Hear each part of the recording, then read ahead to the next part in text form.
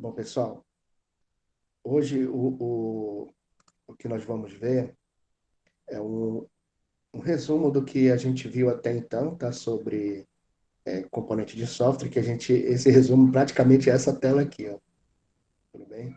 Ela resume bem o que a gente viu até então. E logo em seguida, nós vamos entrar com a parte de arquitetura de software, tá? A ideia é que primeiro eu mostre para vocês uma ideia do que seria arquitetura, e logo em seguida eu entre na parte dos conceitos, tá? Para a gente trabalhar bem essa parte de arquitetura. E também, deixa eu ver se eu estou com o cigarro aqui. Sim, estou com o cigarro aqui. Só mostrar rapidinho uma coisa para vocês. O cigarro. E a tela inicial.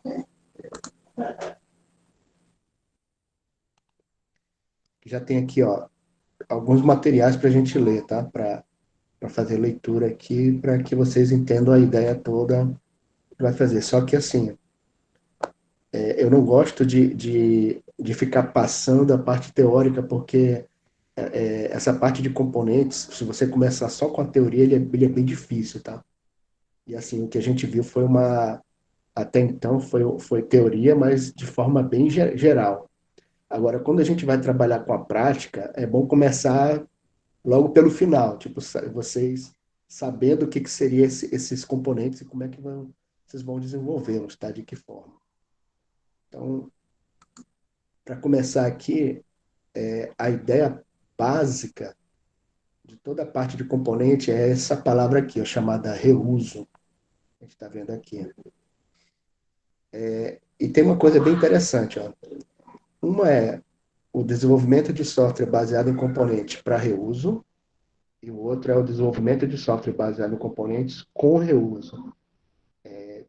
Tem uma diferença bem grande de um para o outro. Tá? Esse para reuso, o que seria a ideia? É vocês construírem um software, na verdade, eu não digo nem um software, mas um sistema, tá? Tem uma diferença bem grande. A ideia de um sistema é como se fosse um todo e o software é parte dele, tá? E software com reuso, o que seria a ideia? Você já tem alguma coisa já pronta, alguma parte do seu software pronta. E você vai construir aquilo que está faltando para o software que você tem. Não é a mesma coisa que manutenção de software, tá? Porque o que seria a ideia? Supondo que vocês estão desenvolvendo um software para para comércio eletrônico e estão precisando fazer pagamento via cartão de crédito. Vocês podem usar uma plataforma que já tem pronta, por exemplo, PayPal, aquele do UOL, que é tem uma plataforma do UOL que é para pagamentos e assim. E vocês podem utilizar essas plataformas prontas e integrar ao software que vocês estão desenvolvendo, certo? Então, essa que seria a ideia de software com reuso. Então, aqui ele tem um outro conceito que é aquisição de componentes, tá? Para você fazer esse desenvolvimento. Então, o que seria a aquisição? Bom, você vai ligar lá para vamos supor, o UOL, né? Que eu não estou lembrado o nome dele agora. Ou o PayPal. Vamos supor que você queira usar esses componentes na sua plataforma. Então, vocês vão entrar em contato com o PayPal ou com o UOL e, e eles vão fazer um acordo com eles, né? Para poder usar a plataforma. E o que eles vão passar para vocês? Nesse caso, eles vão ter que passar o web service dele, todas as informações para que vocês acessem o web service deles. E dessa forma vocês possam usar o serviço que eles já dispõem para você. Isso é software com reuso. Outra forma, todos vocês já tiveram a disciplina de desenvolvimento de software para celular, certo? E, na verdade, o Android Studio, que é a plataforma que a gente mais tem utilizado, ele é, ele é na prática um framework. Ele é um software que é baseado num framework para desenvolvimento em celular. Então, o que que acontece lá naquele desenvolvimento lá? Você já tem componentes prontos que vocês vão usar para desenvolver o software de vocês. Então, assim, no caso do celular, né, vocês têm que lembrar que vocês têm uma Activity, né, que é um código em Java, que ele corresponde a, a, aos eventos que vão acontecer com uma tela de celular e também a tela em si, certo? Então o que que acontece? Aquele framework, ele já, a Activity, na verdade, ele já é uma espécie de superclasse que você vai não, você vai criar uma subclasse, certo? Que seria lá a activity que você vai desenvolver, e essa subclasse ela vai herdar da superclasse, que é o App Compete Activity, lá, que é o nome lá que eles deram. E o que, que vai acontecer? Lá dentro dessa sua subclasse, você vai ter que implementar um método chamado onCreate, ou onStop, ou onRestart, e assim por diante. E o que, que são esses métodos? São as situações que vão acontecer quando você está usando um software para celular. Ao mesmo tempo, lá naquele software lá de desenvolvimento para celular, ele já vem você vai ter que construir a tela dele, que é um XML. Então, o que, que vai ter esse XML? Vai ter os componentes que vão para a tela e os atributos deles preenchidos. Então, nesse caso, o que está acontecendo? A pergunta é que vocês deveriam responder, né? Que seria o seguinte: mas professor, como assim que isso daí tem a ver com software com reuso? É porque toda essa parte todo o código que vocês teriam que construir para apresentar aquela tela no celular para trabalhar com todos os eventos. Olha, a pessoa acabou de entrar no, no- acabou de fazer o launch da aplicação, acabou de abrir a aplicação. Então, o que, que vai acontecer depois que ela abre a aplicação? Então, o software que o Android Studio já tem, né, que os componentes que ele já tem, já tratam disso daí. Então, basta que você preencha os métodos que já estão definidos lá na Activity e que vocês têm que aprender, tá? Isso é que é importante, que engenharia de software com reuso, vocês têm que aprender a usar os componentes que vocês vão utilizar na aplicação de vocês. Então, nesse caso do Android Studio, vocês vão ter que aprender a usar o próprio Android Studio, né? E no caso do componente do PayPal, vocês vão ter que aprender como é que funciona a interface dele, como é que vocês vão ter que usar essa interface, certo? E o, e o software para reuso? Assim, uma coisa importante, né, é que dentro do software com reuso, nós temos o que nós chamamos de frameworks, tá? Então, se você está desenvolvendo lá usando o Hibernate, aí ele é um framework, você vai ter que desenvolver o software que você está fazendo utilizando as regras que foram definidas pelo Hibernate. Se vocês estão usando lá o Spring REST, que é o que eu mostrei na aula passada para vocês, vocês vão ter que aprender como é que funciona o Spring REST. Mas por que, que você tem que aprender? Porque é dessa forma que você vai utilizar bem os componentes que já existem. Então, essa que é a ideia. E o software para engenharia de software para reuso? Aí, nesse caso, vocês é que vão desenvolver os componentes. Então, vocês criam uma arquitetura de software, que é o que eu vou mostrar daqui a pouco, tá? E dentro dessa arquitetura, vocês vão desenvolver cada componente que faz parte dela. E, e esses componentes que vocês estão desenvolvendo vão poder ser utilizados em diversas aplicações. Tudo bem? Aí tem algumas outras situações, né?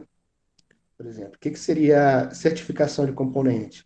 A melhor forma que vocês podem pensar nisso aqui, hoje em dia, é quando vocês estão desenvolvendo uma aplicação, por exemplo, para celular e enviou para o Play Store ou então lá para a loja da Apple, o Apple Store. O que que acontece? Para enviar o componente lá para uma dessas duas lojas, vamos considerar aqui o Play Store. Para enviar para o Play Store, vocês vão ter que seguir algumas regras, certo? O software de vocês tem que ser desenvolvido lá usando a plataforma do Android Studio, ele tem que ter a parte de permissões, enfim, tem uma série de regras lá que o teu software vai ter que cumprir para ser certificado na loja do Play Store. E assim você disponibilizar o software por lá e depois poder utilizar. Então é essa que é a ideia. E uma vez que está certificado esse componente, né, essa aplicação, por exemplo, a Play Store, nesse caso, vai passar a gerenciar os componentes. Na verdade, a gestão dos componentes é feita por um sistema que vocês vão desenvolver. Ou então, no caso da Play Store, né, já existe, ela vai pegar aquele componente e vai armazenar num determinado repositório. E assim vocês vão poder utilizar esse componente. Hoje no Java, né, com o uso do Maven, vocês conhecem o Maven, não?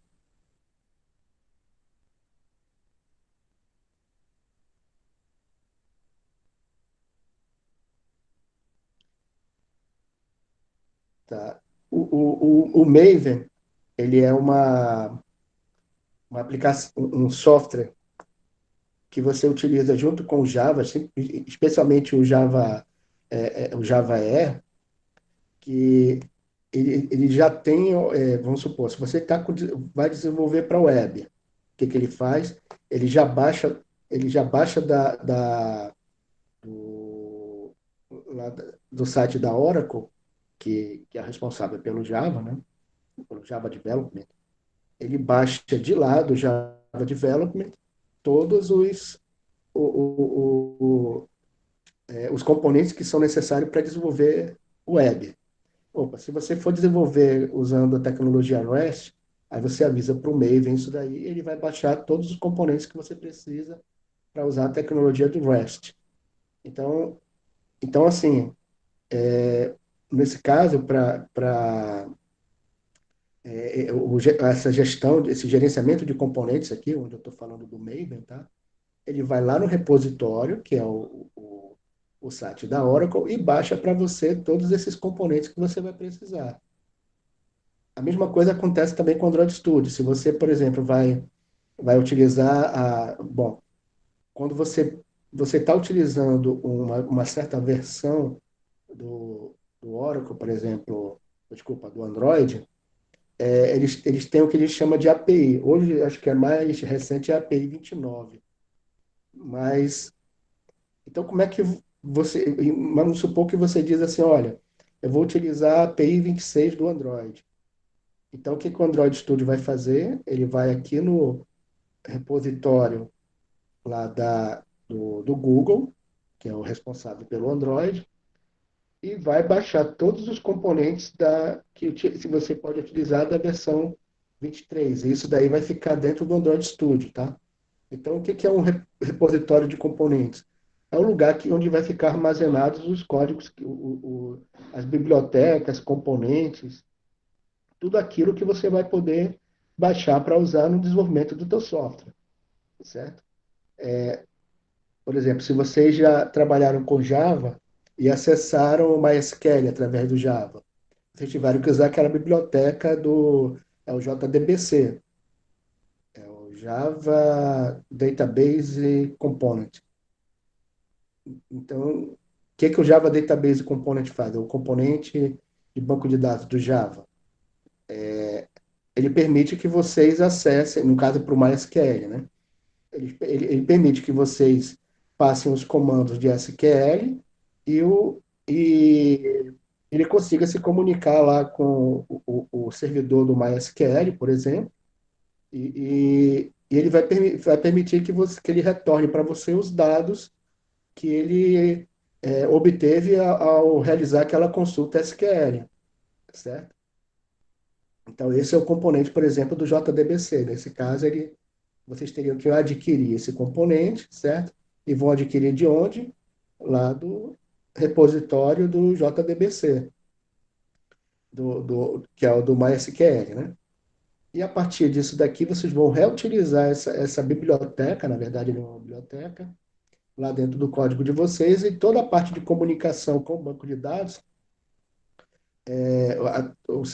vai ficar transparente para você. A única coisa que você tem que dizer é a qual banco de dados que você quer conectar. Nesse caso, tem que dizer qual é a máquina, qual é e a porta, né? Geralmente acho que é 54321, 5432, eu acho que é a porta do MySQL. E você dá o IP lá do servidor, e aí conecta com aquele servidor. Obviamente, você tem que botar um usuário e uma senha.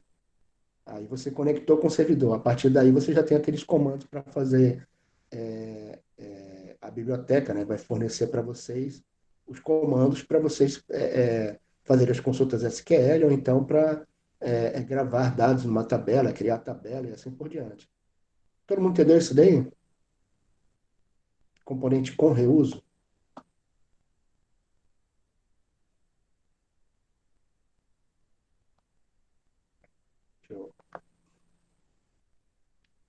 Certo? E agora, o para reuso, aí eu vou mostrar uma ideia aqui para vocês do que seria. Aí vocês vão. Tem deixa eu ver se está aqui, não. Eu vou já entrar nele. Mas eu primeiro vou mostrar a ideia do que seria para reuso. Isso aqui é um diagrama de componentes, tá? E essa aqui é uma aplicação que eu desenvolvi aqui para o meu mestrado. Acho que eu já devo ter mostrado ela para vocês, né? Mas a gente vai rever aqui o seguinte, ó. Aqui vocês estão vendo uma estruturazinha aqui, ó, nessas linhas. Elas correspondem a pacotes, tá? Então nós temos aqui um pacote chamado classe C, um pacote chamado sistema de navegação de TV, outro chamado serviço de informação e outro pacote chamado interface com o usuário. Todo mundo entendeu aí? Então, pacote lá em inglês, vocês vão ver lá em Java, é o package, certo? E dentro desses pacotes, nós temos aqui vários componentes aqui, ó. E aqui, esses componentes, eles vão ter interface, que a gente lembra aqui, que é o nosso pirulito aqui, né? Interface que ele vai implementar. E aqui, esse guia do canal, ele vai usar essa interface aqui. Um elemento que é importante da programação orientada a objetos são as interfaces, tá? Lembrando, a interface, ela funciona como se fosse uma classe, onde você só define quais são os métodos que vão existir naquela interface. E o que, que acontece nesse caso dessas interfaces? É que se você implementar os métodos que estão contidos nela, vocês vão poder utilizar os sistemas que tem ali dentro. Então, vamos pegar aqui eu tenho um caso aqui que acho que é do Observer. Deixa eu ver aqui se está disponível aqui. Tá aqui, ó. Deixa eu pegar essa figura aqui e aumentar aqui para vocês verem. Deixa eu só arrumar aqui.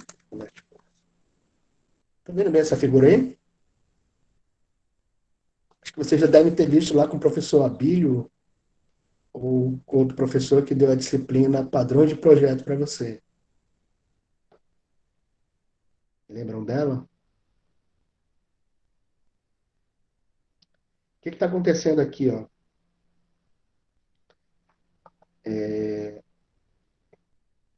Aqui eu tenho, isso aqui é uma parte da arquitetura, tá? Lembrando que a arquitetura ela pode ser, eu posso representá-la por diagramas de classe, diagrama de pacote, isso eu estou falando de UML, tá? Diagrama de classe, diagrama de pacote, diagramas de componente, né, lembrando que os diagramas de componente podem conter pacotes também, tá? E os diagramas de rede. Lembrando que os diagramas de rede são aqueles que da UML, que eles vão indicar os nós. Nó é um local onde tá aquele componente está armazenado, está disponível lá naquele local. Então, o nó geralmente é um computador, tá? Ou dispositivo. Eu posso ter como um nó, por exemplo, um dispositivo Arduino, eu posso ter uma impressora, um roteador, um computador, um notebook, um servidor de alto desempenho, enfim, eu posso ter diversos dispositivos como sendo um nó. E dentro daquele nó eu vou ter um componente e aquele componente vai estar disponível para você utilizar. Então, supondo aí no caso do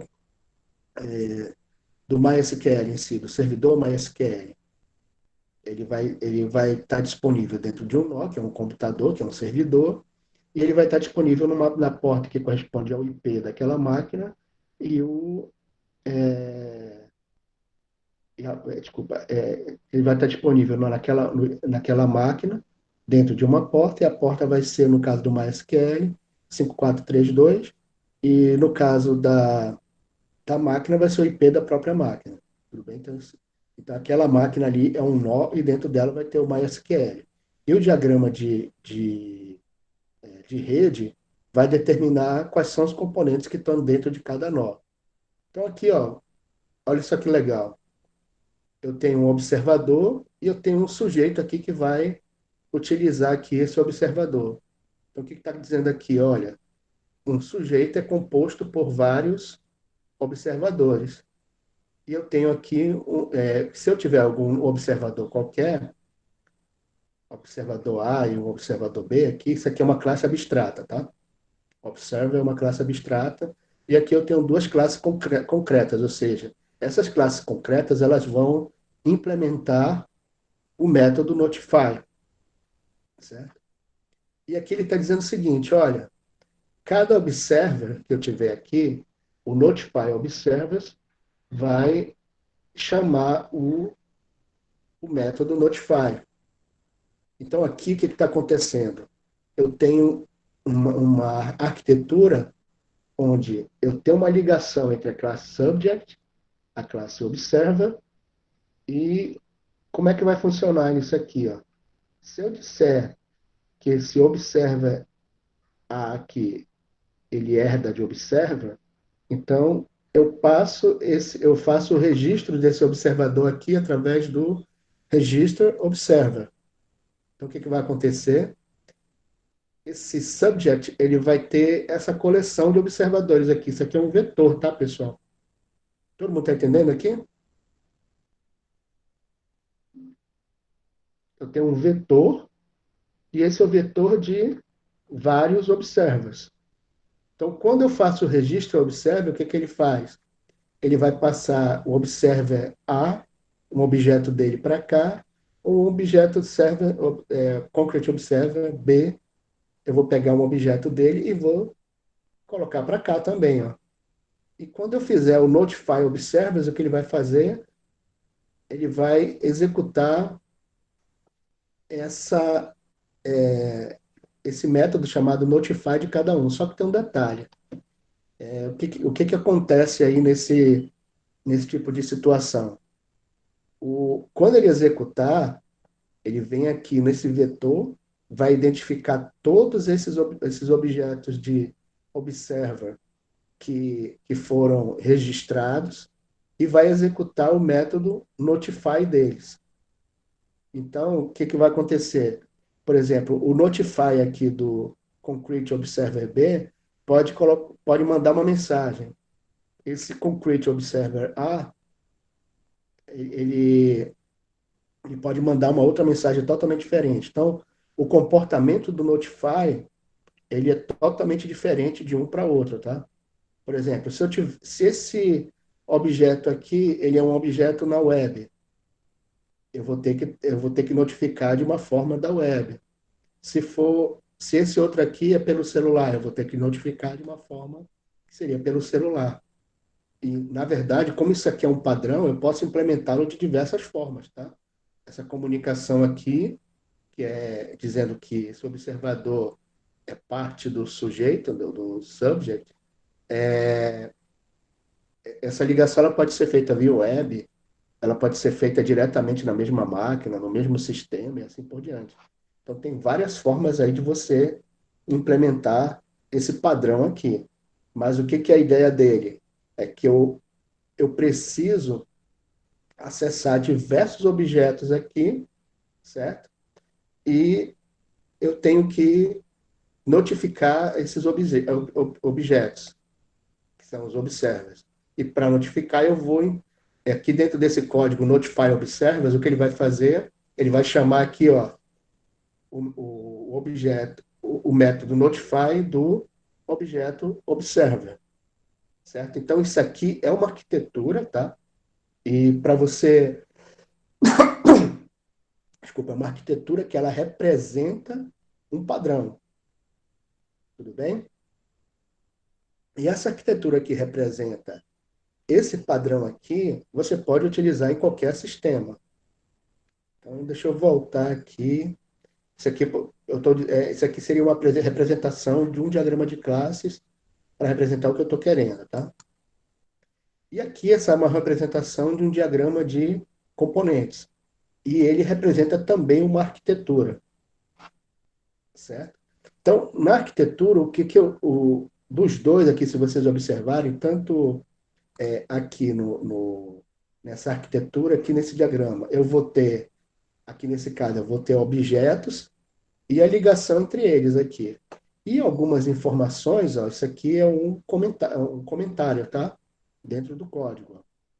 Então, esse comentário está dizendo que o método notify observers, ele vai sempre chamar, olha aqui, ó, for observer e observer collection, ou seja, ele vai chamar o método notify de todos os observadores. Então, ele tem aqui o, as classes, como elas se relacionam entre si e o que vai acontecer entre elas. Então, o que vai acontecer está aqui, está determinado, certo? Agora, o que o método notify vai fazer, eu não sei. Vai depender do que o usuário vai querer, tá? Do que a pessoa que está implementando ele vai querer utilizar com o notify. Aqui, a mesma ideia também está acontecendo, ó. Eu tenho diversos componentes e eu tenho ligações entre eles aqui, ó, através das interfaces deles, certo? E essas interfaces é que elas vão determinar de que forma elas vão comunicar. Lembrando que uma interface ela tem métodos, e esses métodos, eles vão, através desses métodos, eu posso passar como parâmetro diversos objetos, porque eu posso, um método pode receber, pode ter vários parâmetros, tá? E ele pode retornar também tanto um objeto só, quanto um vetor, por exemplo, de objetos, que vai me dar uma coleção completa de vários objetos também. Então, assim, esses métodos que vão estar aqui dentro dessa interface do usuário, eles vão ser definidos através de um diagrama de classe, tá? Essa que é a ideia aqui. Então, por que que eu preciso de um diagrama de componentes? É porque quando eu trabalho com sistemas grandes, eu vou ter componentes dentro dele, tá? Ou partes desse sistema que elas são complexas de determinar somente por um diagrama de classe. Ela vai precisar de muita documentação para poder eu representar essas partes, certo? Mas o importante aqui no diagrama de classe é que eu determine essas partes, que são os componentes, e eu determine como é que eles vão comunicar entre si. Tudo bem? E aí, o que que é a ideia de um componente? O que que ele tem dentro dele? Você vai pensar que assim, esse componente ele vai realizar alguma tarefa, algum serviço, alguma coisa que assim, vários outros componentes, ou até um só, tá? Do meu sistema, vão utilizar. Mas ele tem uma tarefa bem específica que vale a pena eu deixá-lo separado aqui dentro do meu sistema, certo? Então aqui, ó, vamos pegar aqui essa parte do idioma aqui, ó. O que que acontece? Eu vou ter uma interface com o usuário e essa interface com o usuário, ela pode vir em vários idiomas. Então, aqui eu tenho a comunicação, ó. Eu tenho uma, alguns métodos aqui que o idioma vai dizer para mim qual que eu vou utilizar e a interface com o usuário vai aproveitar esses métodos aqui.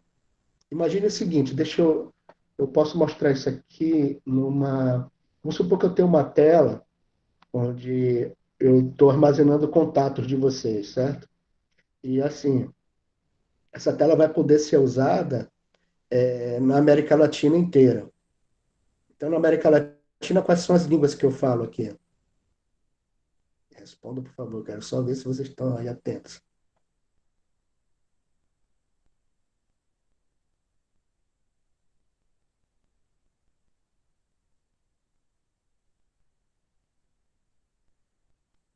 Quais são as línguas, pessoal, que tem aqui? Francês da América Latina, né? Ah, sim, é verdade, até a Guiana. Tem até o inglês ali com a Guiana inglesa, inclusive.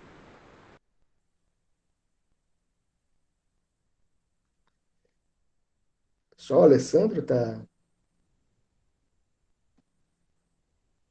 observando aí, pessoal? Tem mais gente? Ah, bom, a Patrícia tá aqui. Eduardo, cadê tu, cara? Ah, apareceu aí. Na verdade, se você for pensar, é mais português e espanhol, tá? Falando da América Latina aqui. Então, assim, o que que acontece aqui, ó? Essa interface aqui, language, que foi criada, eu posso colocar nela um método, por exemplo, tradutor, ou traduzir, por exemplo, que ele vai receber qual é a mensagem, né? E em qual língua, e qual língua que ele vai querer. E esses componentes aqui, eles vão trazer para mim uma espécie de dicionário, tá? Lá por exemplo, no caso do Android Studio, ele tem essa parte de internacionalização. Ele tem um arquivo chamado strings.xml e ele é um XML, tá? E dentro dele ele tem um identificador que ele tem um par que é um identificador e, e uma string. E esse identificador, por exemplo, eu quero representar a palavra nome na minha tela, ou nome do usuário. Aí o que que eu coloco se fosse em português? Eu quero o nome do usuário aí na interface, né? Na linguagem portuguesa. Ele vai lá no XML da linguagem portuguesa e vai procurar, olha, quem corresponde à palavra nome aí no teu coisa? Olha, nome corresponde a nome mesmo. Ele devolve nome desculpa, a interface com o usuário utiliza essa palavra. Opa, mas eu tenho que usar em espanhol. Então, como é que vai aparecer? Nombre del usuário. Então, ele vai perguntar nome. Eu quero saber aqui na minha interface qual corresponderia ao nome em espanhol. Então, ele vai procurar o significado de nome aqui, certo? Ele não vai entender o que que é nome, tá? Mas o nome aqui em espanhol vai estar ligado ao a palavra nombre. Aí ele vem e, e retorna aqui para mim. É nombre mesmo em espanhol? Acho que eu estou errando aqui. Então, assim funciona, nesse caso, essa ligação entre a interface do usuário e os idiomas que vão ser apresentados por ela, tá? Então, essa ligação simples funciona dessa forma. A outra coisa de interface com o usuário, que esse componente tem aqui, na verdade, esse componente ele é bem grande, tá? Então, ele vai ter uma interface para cada função dessa aqui, ó. Barra de informações do canal, ele vai ter uma interface. Guia de programação vai ter outra interface. Guia do canal vai ter outra interface. certo? Então, cada componente desses, esses componentes aqui do sistema de navegação de TV, ele corresponde a como se fosse a modelagem de negócio, tá? Aqui, interface com o usuário, ele corresponde à interface de comunicação com o usuário. Aí, o modelo de negócio, a parte de modelo de negócio, ele vai chamar a interface correta, né? E, e de onde ele vai buscar os dados? Dentro de serviço de informação. Então, esses três pacotes aqui, ó, serviço de informação, sistema de navegação de TV, interface com o usuário, eles estão separados, mas um está ligando com o outro, ó, certo? Então, isso aqui parece muito o MVC, certo? Model View Control, sendo que aqui a parte que está faltando seria o model, tá? Porque aqui tem essa parte de sistema de navegação de TV, ele está apresentando muito bem a parte de controle. Então aqui é como se fossem esses componentes fossem representar serviços e eles são também classes de controle, o método de controle também aqui. Todo mundo está entendendo aqui a ideia?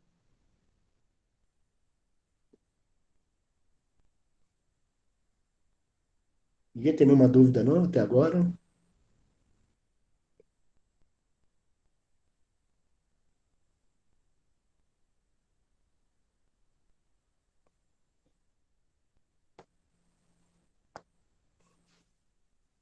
Certo? Então, o que, que eu quero que vocês entendam é que esse conjunto como um todo, ele funciona como uma arquitetura do sistema de vocês, certo? Onde vocês vão determinar cada componente, ou seja, cada parte do sistema de vocês, a interface que ele está usando e como essa interface, como os outros componentes podem se comunicar com ele. A interface, pessoal, ela é muito importante pelo seguinte: essa interface, como é que ela funciona aqui no caso de language, né, que a gente acabou de explicar? O que é a importância dela? É que se eu estiver desenvolvendo a interface com o usuário, eu não preciso saber como vai ser implementado essa interface aqui, ó. Eu só preciso saber que ela existe. E essa interface, por exemplo, deixa eu colocar aqui no Notepad aqui.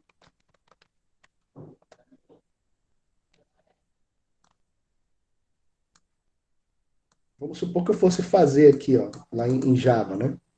Rapidinho aqui para vocês verem aqui no bloco de notas. Estão visualizando aqui? Vou colocar aqui, depois eu aumento o tamanho da fonte, tá? Vamos supor, eu crio aqui uma classe, não, desculpa, interface language.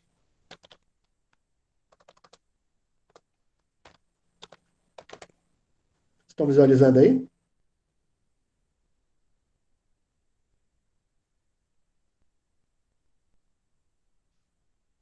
Ok, eu tenho aqui, eu estou criando a interface language, por exemplo.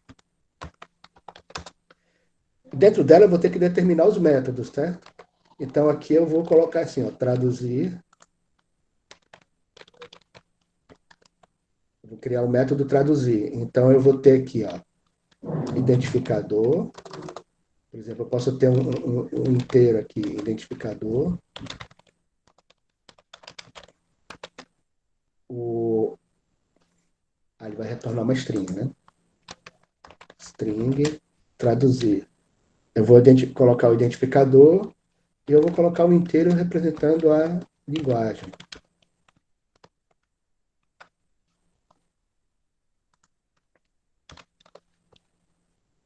O que vai acontecer aqui, no caso dessa interface que eu estou mostrando aqui? Deixa eu aumentar um pouquinho mais.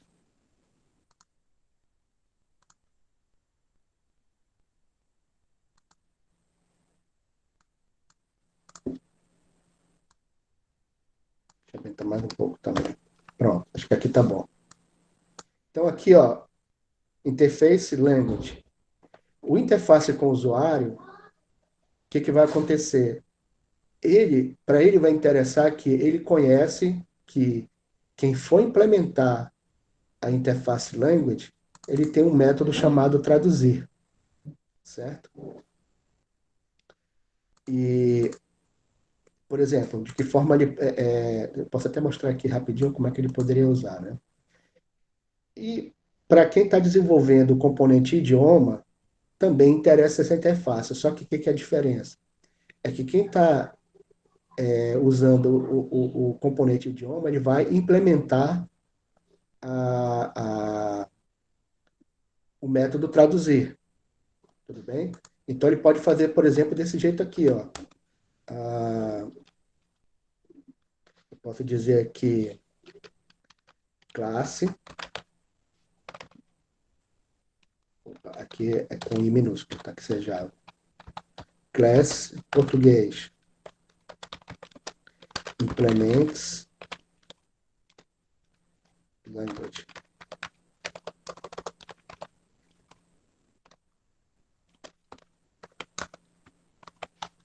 Então, automaticamente aqui ele tem que ter um método chamado traduzir. Então, ele vai botar aqui, ó, public string traduzir. Ele vai ter que botar int identificador, int, aqui não é linguagem, não, é linguagem.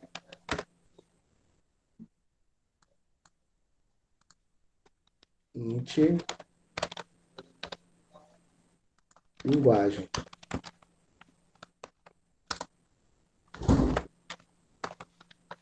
E aqui ele vai, por exemplo, coisa mais simples, né? Return, vou supor aqui, nome. Obviamente que isso aqui é só um stub, né? Que a gente chama de stub, que é um... Ele só está retornando uma informação aqui independente do identificador e o coisa. Mas o ideal era que eu tivesse um XML parser, um parser de um XML, tá? Que ele vai acessar lá o XML e passar o identificador. Ele vai passar o XML daquela linguagem. Aí ele retorna e dá a tradução correta. Aqui é português. E, por exemplo, o interface com o usuário. Vamos supor que eu tenha a, a interface class e guia programação. Vou supor aqui.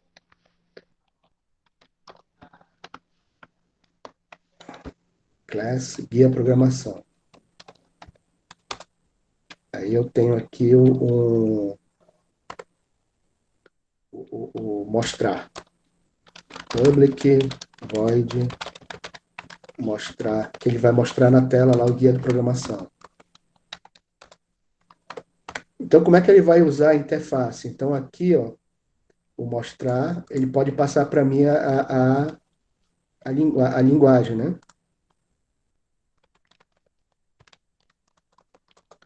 Int identificador, int linguagem, né? O que vai acontecer aqui? Quando eu passar essa linguagem para ele, ele vai colocar aqui, ó, system.out.println, ao invés de colocar nome, né? Eu vou procurar a linguagem. Então, eu vou pegar aqui assim, int linguagem não, desculpa. A interface é language, né? Language. Acho que language corresponde a language. Vou colocar language aqui.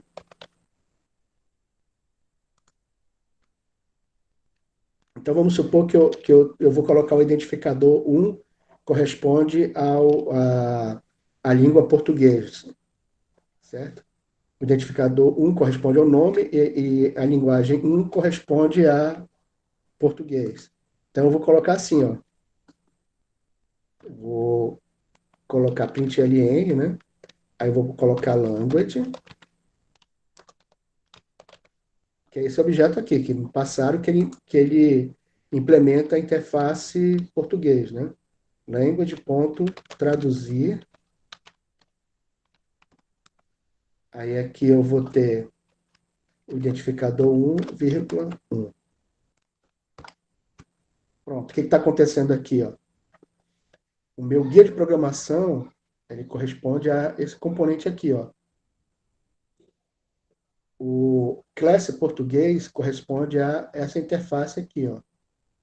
Ou, desculpa, o guia de programação corresponde a interface, e guia de programação corresponde a um componente de interface, tá? Que é desse carinha aqui. E a interface é essa aqui, language. E quem implementar a interface que eu vou utilizar, ele vai colocar aqui. Aliás, eu nem preciso do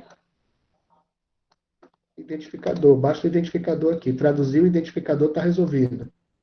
Por quê? Deixa eu botar aqui. O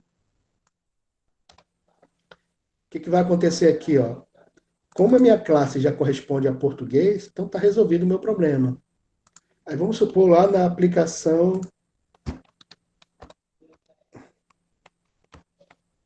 Agora deixa eu botar minha aplicação.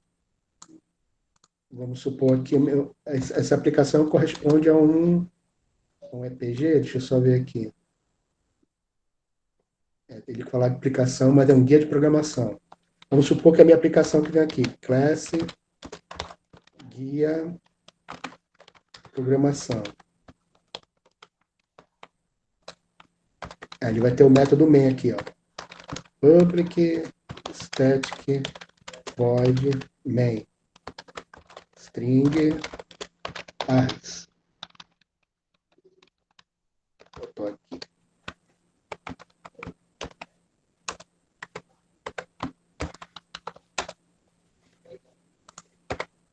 O que vai acontecer aqui, ó? Eu vou criar um objeto aqui de português e vou mandar aqui para o meu guia de programação. Classe guia programação. Então aqui o que vai acontecer, ó? Eu vou criar um objeto chamado iguia programação. Acho que esse tem que ser maiúsculo, já que ele é uma classe, né? E guia programação. Aí, colocar IGP igual a new e guia programação. Aí agora eu vou mostrar. Então, igp.mostrar, só que aqui eu vou botar new português. Eu estou passando o português, né? O que vai acontecer na minha saída? Ele vai imprimir lá o item 1. Na verdade, lá na minha saída, ele vai apresentar ali o nome. Isso aqui é como se fosse a minha tela, tá, pessoal? Por que ele vai apresentar nome? Porque, aliás, no português não. O português tinha que ser nome, né? Deixa eu chamar de espanhol aqui para ficar mais certinho. Espanhol. Espanhol, né? Porque eles colocam o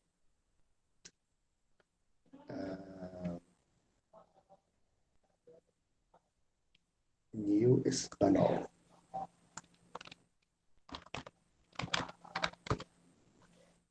Então, o que está acontecendo aqui, ó?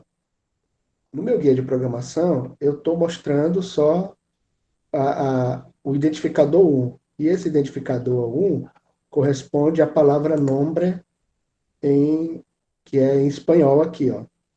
Então, quando eu coloquei aqui o guia de programação, ponto, mostrar, eu estou passando o método, aqui, desculpa, new espanhol. Então, eu estou passando aqui um objeto de espanhol para ele. E já funciona a minha ligação, tá? Isso se fosse um sistema simples. Mas isso aqui pode acontecer via web, aí já é outra história totalmente diferente. Por quê? Porque eu vou ter que acessar um objeto que está em outra máquina. Aí eu vou ter que usar outras formas de trabalhar com isso. Então, todo mundo entendeu a ideia de interface aqui, pessoal? Só para te relembrar, né, aqui. Deixa eu aumentar um pouco mais. Isso aqui para a gente ver tudo, ó. Então, esse esqueminha aqui, ele está representando essa interface e o uso desse componente com esse outro aqui. Só que é como se ele fosse, se ele estivesse no mesmo sistema, tá? Mas o que está acontecendo aqui, ó? Esse class, desculpa, essa interface language, ele vai estar num sistema ou num pacote, né? Essa outra classe vai estar em outro pacote. Nesse caso aqui vai estar no, esse aqui vai estar no pacote interface com o usuário. Esse interface language também.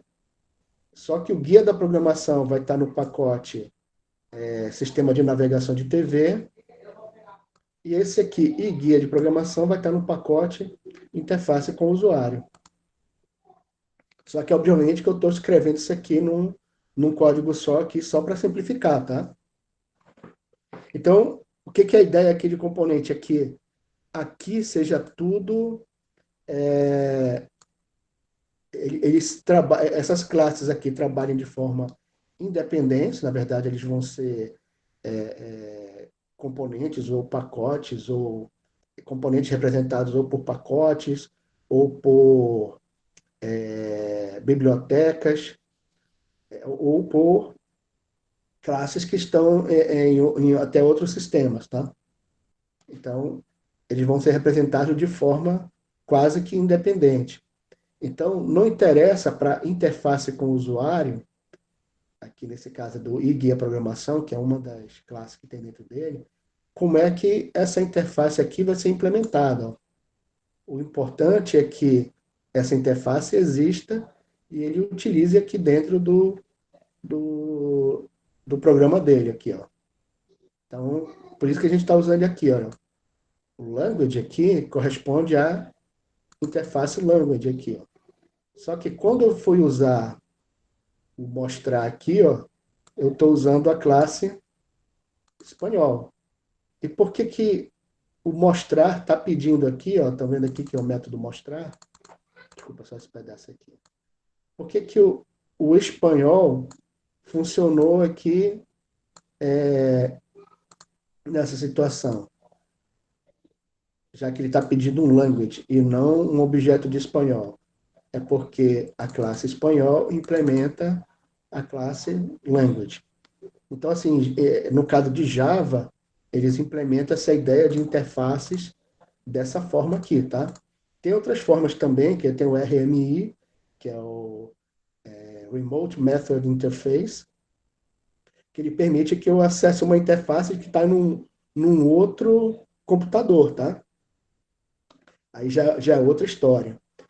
O outro também, outras formas também são com o Corba e o Complus, que eles têm uma linguagem chamada, o Corba tem uma linguagem chamada IDL, que eu tenho uns componentes que eles chamam de stub e o outro skeleton, que ele permite também implementar isso daí, tá? Essa, essa ideia de interface com componentes. Então, assim, quando isso aqui foi criado na orientação a objeto, essa ideia desculpa, de interface, isso aqui ele trouxe muita vantagem, tá? Porque, assim, eu posso no meu programa, como eu estava falando aqui, né, que é o caso do guia de programação, desculpa, e guia de programação, eu posso usar uma interface aqui sem me preocupar com o, como que ela vai implementar o método mostrar, ou desculpa, o método traduzir, ó. Eu posso implementar independente de como ele vai usar o traduzir, ó. Tá aqui, ó. Eu nem sei como é que essa interface vai implementar o traduzir, mas quando eu estou colocando ela por aqui, independente do que for, ele vai executar esse método traduzir. Então, assim, deixa uma liberdade para o programador muito grande, certo? Então, essa é uma forma de implementar aqui esses componentes. Só uma situação aqui. O meu objetivo aqui não é ensinar já a vocês como é que faz isso, tá? Na verdade, vocês deviam ter visto isso aqui na disciplina de POO. Eu acredito que vocês devem ter visto, né? Programação orientada a objeto.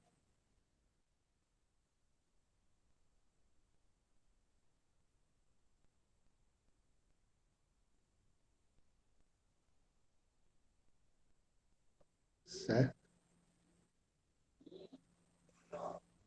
Nossa, Patrícia, tua mensagem chegou agora dizendo que está pequeno aqui, olha.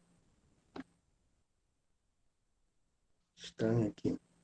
Então, essa ideia aqui, então, é o que vai ser na implementação. Mas, enquanto vocês estão definindo o sistema, está na fase de análise, esse tipo de coisa, aí vocês vão ter que usar os componentes para representar todas essas partes do sistema de vocês, certo?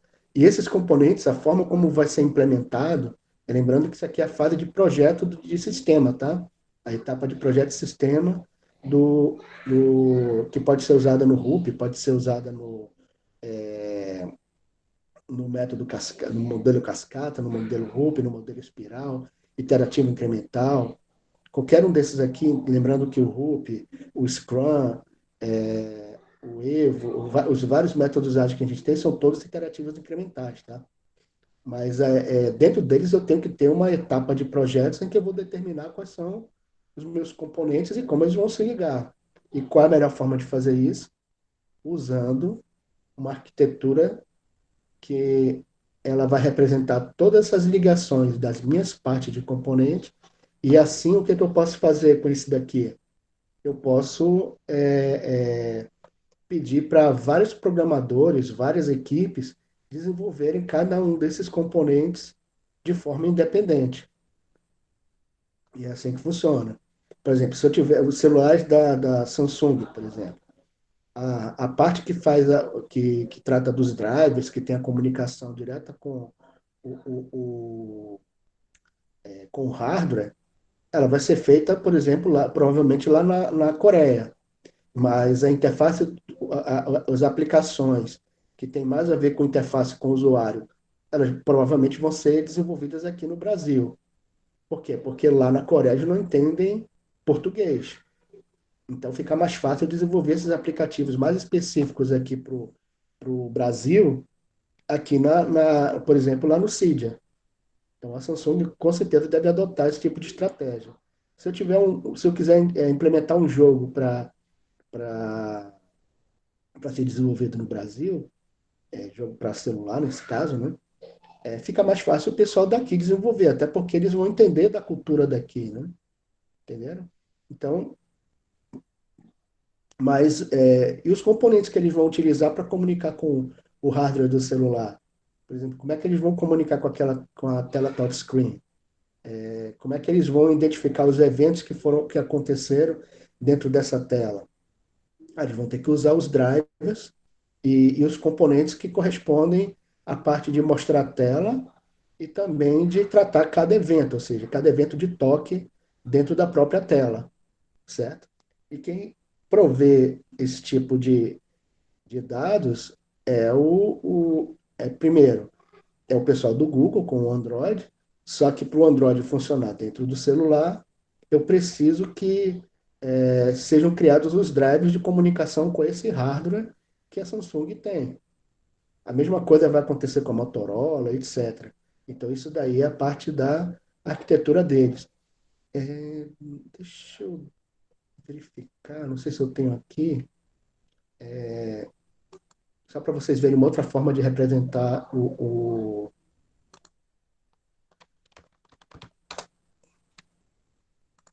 uma arquitetura também. Deixa eu ver aqui. Arquitetura Android aplicativo. Vamos ver aqui. Deixa eu ver se ele. Esse esqueminha aqui, ó.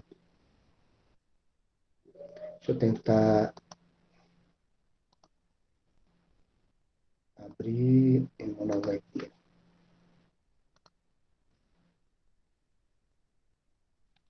Eu não pedi para abrir o coisa, eu pedi para abrir a figura. Cadê?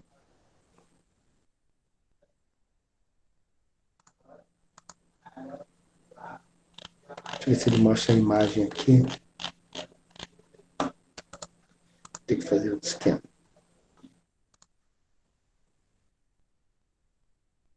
Deixa eu pegar essa.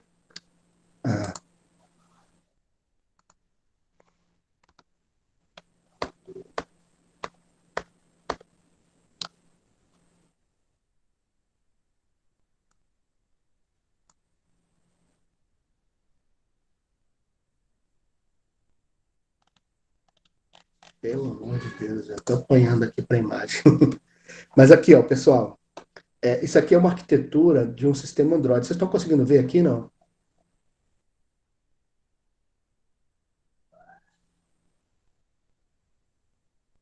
Alô?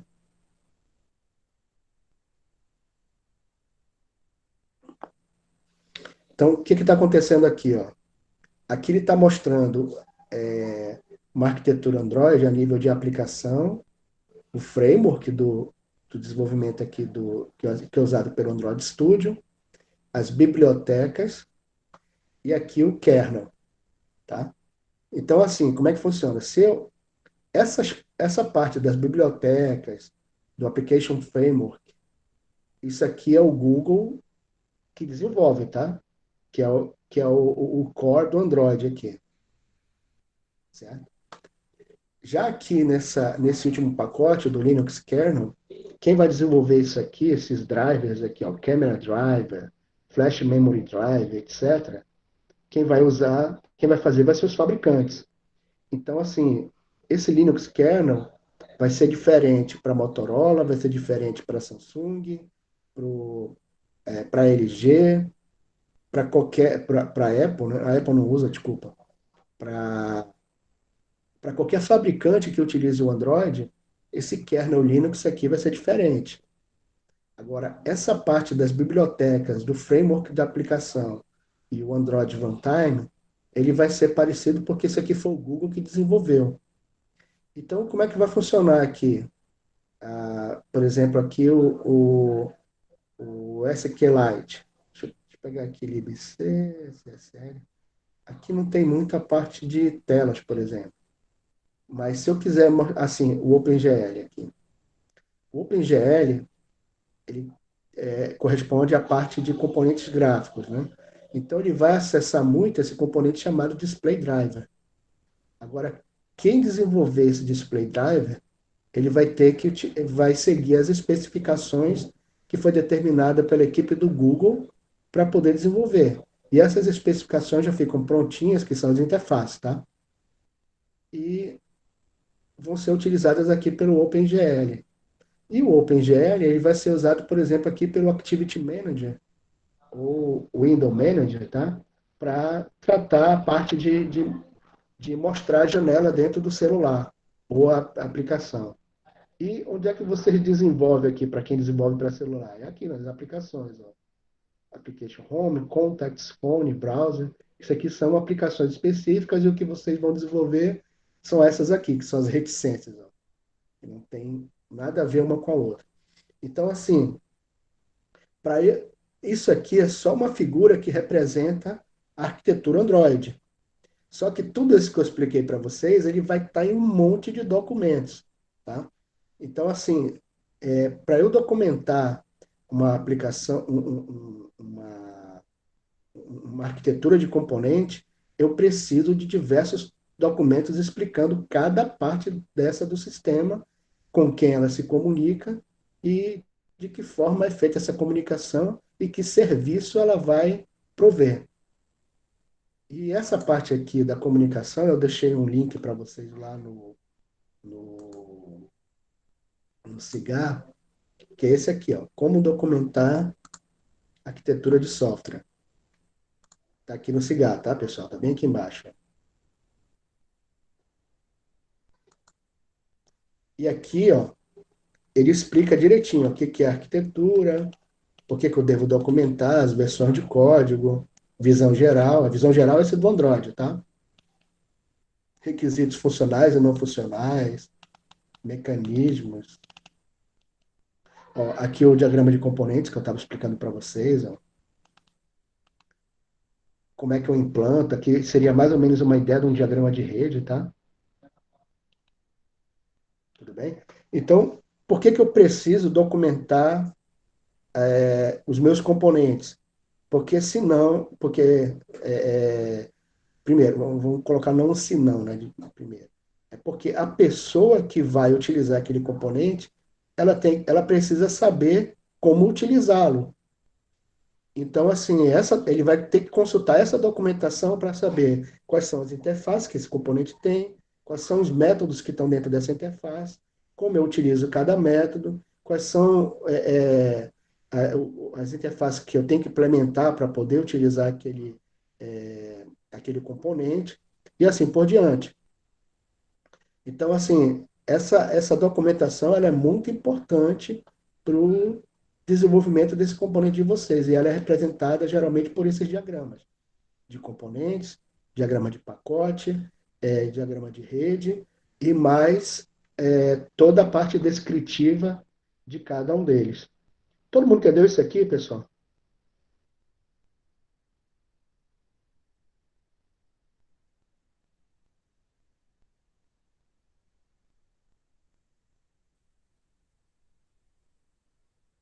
Tiago disse que sim.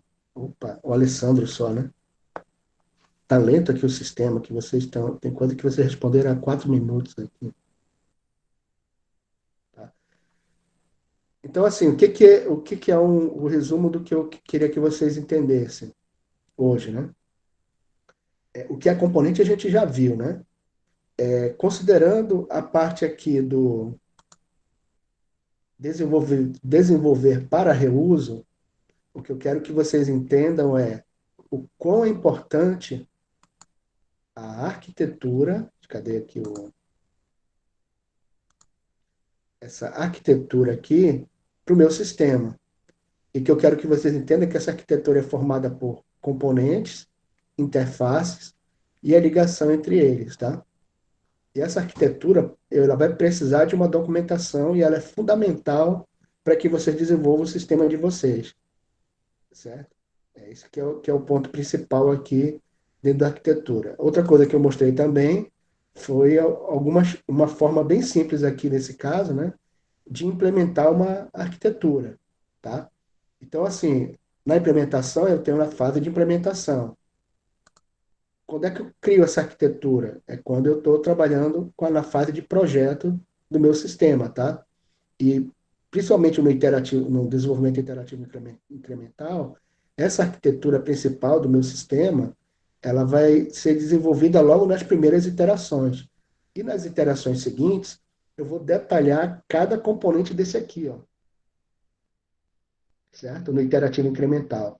Então, por exemplo, se na primeira iteração eu vou logo construir aqui o meu banco de dados, na, desculpa, na segunda iteração, né?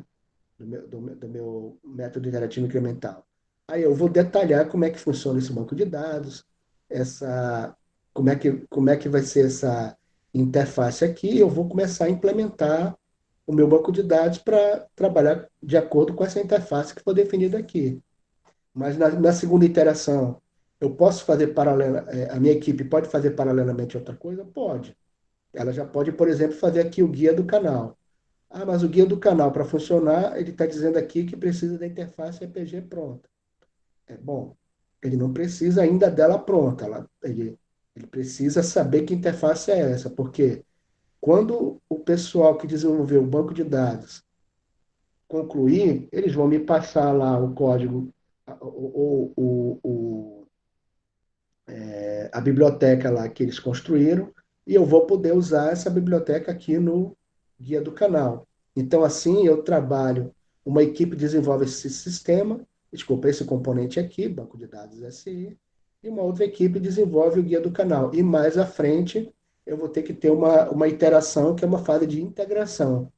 O que essa fase de integração faz? O pessoal do guia do canal vai desenvolver a interface dele e vai usar o banco de dados SI já prontinho. Aí eles integram os dois, aí eu começo a ter um sistema praticamente pronto. Integração, tá, pessoal? É uma palavra fundamental no desenvolvimento baseado em componentes, tá? Porque o que é integração? Integrar é unir, certo? Então eu estou unindo o código desse componente aqui, banco de dados SI, com o código do guia do canal.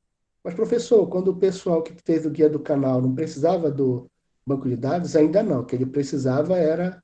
O que eles vão fazer? Eles vão implementar essa interface aqui, mas sem ter um banco de dados. E como é que eles implementam isso? Eles vão fazer que nem eu fiz aqui, ó. Ó, traduzir, só para a gente relembrar, né? Ele teria que retornar para mim uma dado identificador e tem que me retornar para mim a tradução dentro desse identificador aqui. Só que como eu sou o cara que está desenvolvendo o guia de programação, que é o principal aqui, eu implemento essa interface aqui desse jeito, ó, assim é o que eu chamo assim de stub, né?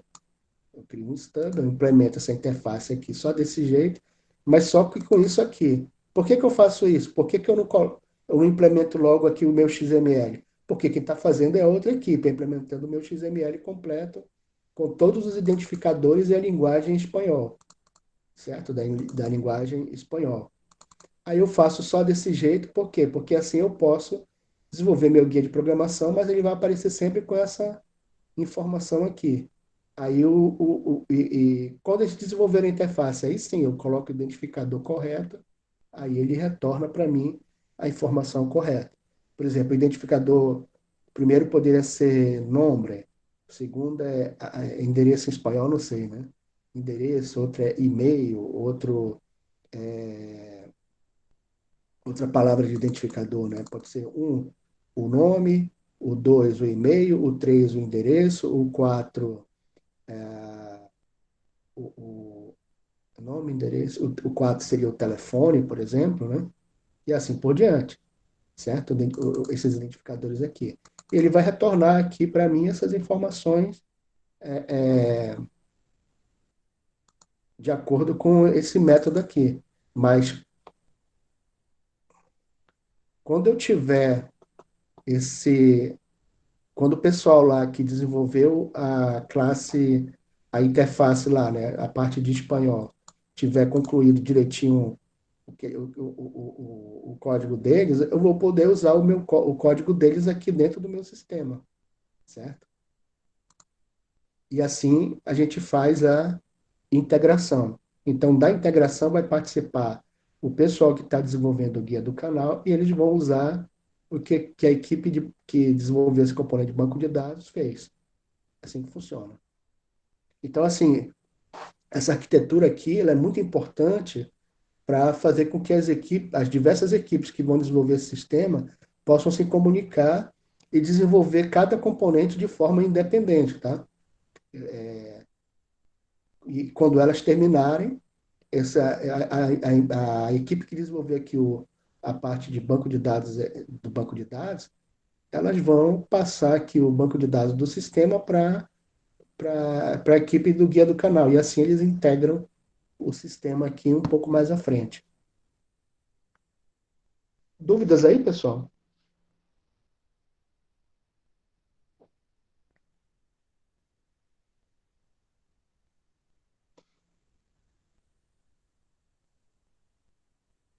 Alô?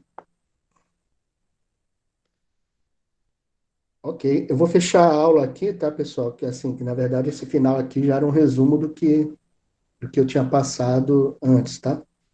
E, e o que eu peço para vocês aqui no CIGAR, eu coloquei aqui um estudo sobre desenvolvimento baseado em componentes. Vocês dão uma lida aqui, ó, nesse capítulo, especialmente o capítulo 2, tá? Para gente identificar como é que eu represento aqui os componentes, ó. É fácil, como é que é a documentação, o que são as condições de uso. Aliás, eu tinha pedido na aula passada para vocês lerem isso. Quem leu até agora, hein?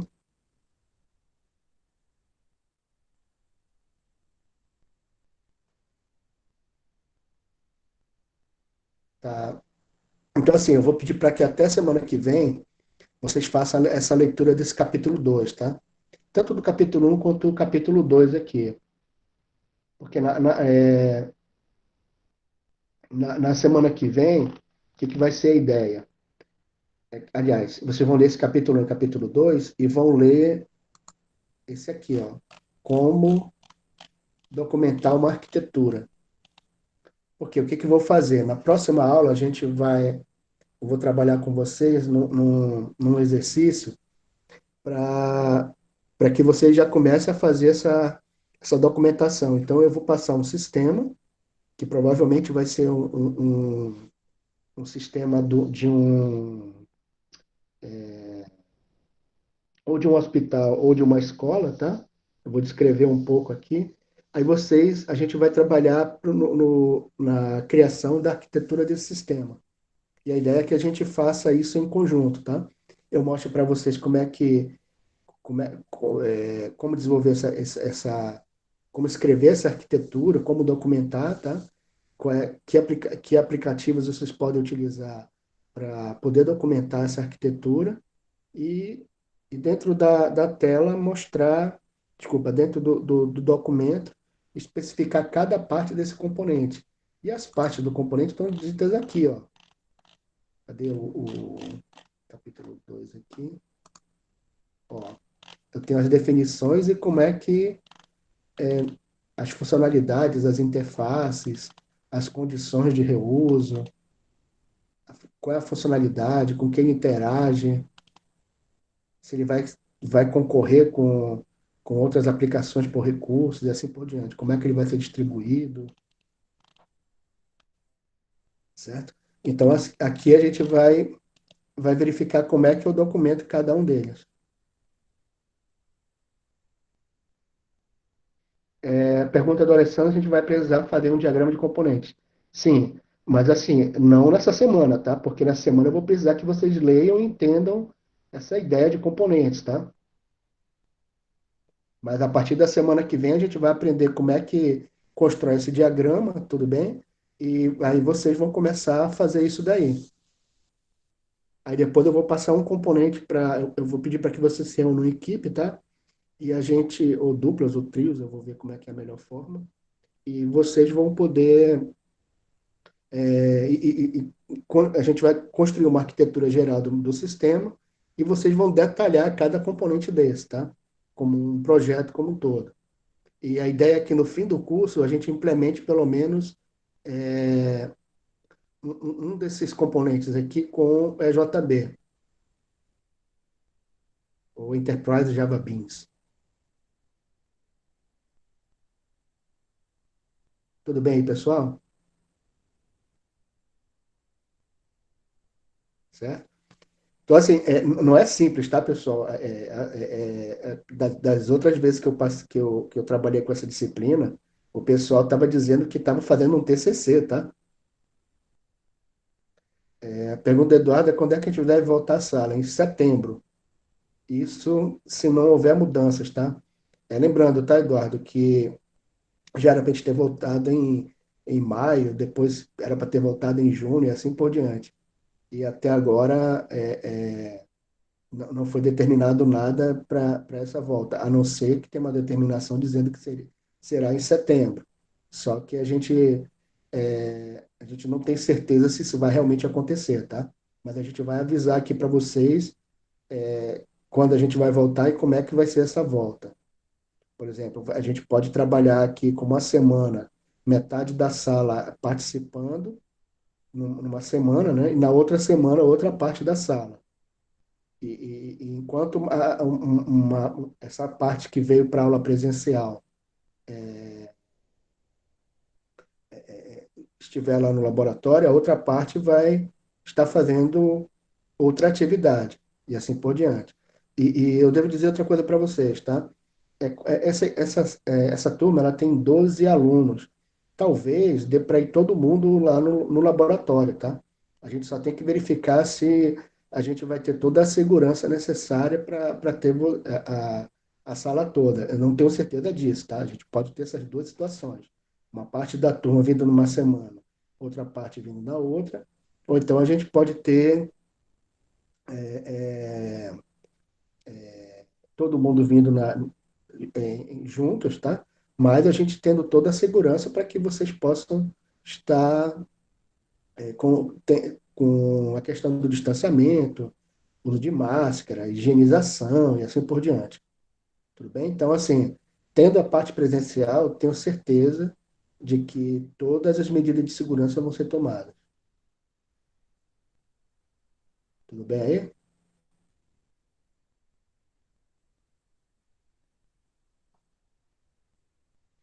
Pessoal, então obrigado. Eu peço que sigam as recomendações, tá, que eu acabei de fornecer, de ler o capítulo 1 e 2 aqui desse, desse documento, um estudo de desenvolvimento sobre o desenvolvimento baseado em componentes, tá? Que está disponível no CIGA, aqui, ó. E também depois verifique-se como documentar arquitetura de software. Alguns de vocês não têm acesso a esses documentos, tá? Aí eu vou encaminhar para vocês ou através do esses dois aqui nesse caso, um eu já encaminhei, tá? E esse outro aqui eu vou passar o link via WhatsApp também, tá? Mas acessem a plataforma para registrar que vocês tiveram isso daí. Inclusive, assim, eu acho que tem um ou dois alunos que não estão com acesso à plataforma por razões diversas, tá? A plataforma do Cigar, a plataforma do Cigar por razões diversas. Então, assim, esses alunos eu vou passar por WhatsApp ou por e-mail, mas de forma privada, tá? Porque vocês precisam acessar a plataforma para ter registro do acesso. Tudo bem, pessoal?